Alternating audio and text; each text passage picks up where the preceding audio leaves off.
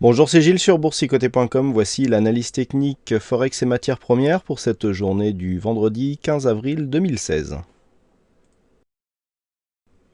Et nous commençons avec cette analyse technique Forex de la paire de devises euro-dollar pour constater ici donc la rupture de cette zone de support oblique et donc la rupture aussi du retracement à 23,6% de Fibonacci. On n'est pas revenu jusqu'à la zone ici des 38,2% et on a déjà un rebond technique qui est en train de se mettre en place. Donc pour l'instant, nous n'avons qu'un retour ici sous la moyenne mobile 20 exponentielle après une attaque relativement forte ici de la bande de Bollinger supérieure, ce qui constitue toujours un signal baissier avec une possible prise de position ici pour ceux qui utilisent cette stratégie. Malgré tout, par rapport à la phase de hausse que nous avons eue et le peu de consolidation, on reste toujours sur un biais plutôt haussier, mais pour confirmer ce biais, eh bien, il faudra casser désormais la zone ici des 1,1465 pour inscrire un nouveau point haut significatif et donc enfin atteindre cet objectif des 1,1480. Naturellement, toute rupture de ce retracement ici des 38,2% invaliderait la poursuite de ce scénario haussier et placerait la paire de devises euro-dollar dans un signal de poursuite du mouvement de consolidation. Et puis sur la paire de devises dollar-yen, nous sommes a priori dans une phase de stabilisation, puisqu'après ici avoir inscrit un mouvement baissier qui a provoqué une rupture de la zone majeure des 111 yens pour 1 dollar, les cours ici sont venus chercher un point bas sur la zone des 107,67 avant d'inscrire un double bottom et de rebondir légèrement.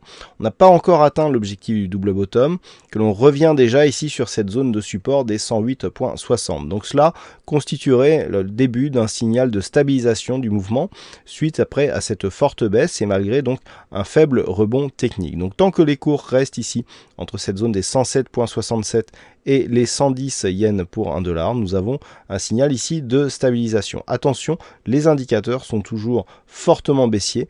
Par contre, une rupture donc de cette zone des 107,67 serait un signal de poursuite avec une certaine dynamique du mouvement baissier en direction de nouveaux points bas significatifs. Et enfin sur l'or, là aussi c'est une phase de stabilisation qui semble se mettre en place après ici la forte hausse constatée ces dernières semaines et la petite phase de consolidation. Ici on est venu chercher, on a flirté ici avec le retracement des 38,2% de Fibonacci.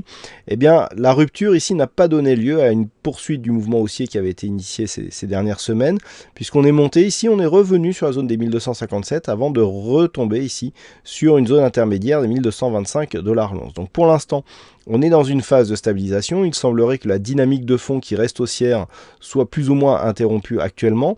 Alors, si les cours revenaient ici sur cette zone des 1217 et cassaient celle-ci, on serait plus ici dans une phase de poursuite du mouvement de consolidation. Par contre, il faudrait repasser au-delà ici de cette zone des 1260 $ l'once pour réactiver une certaine dynamique qui nous ferait au moins revenir sur la zone des 1280 $ l'once. Voilà ce que nous pouvons dire sur cette analyse technique Forex et matières premières. Passez une bonne soirée, un bon week-end, bonne chance dans vos prochains trades. On se retrouve dès la semaine prochaine pour d'autres analyses techniques sur le site boursicoté.com.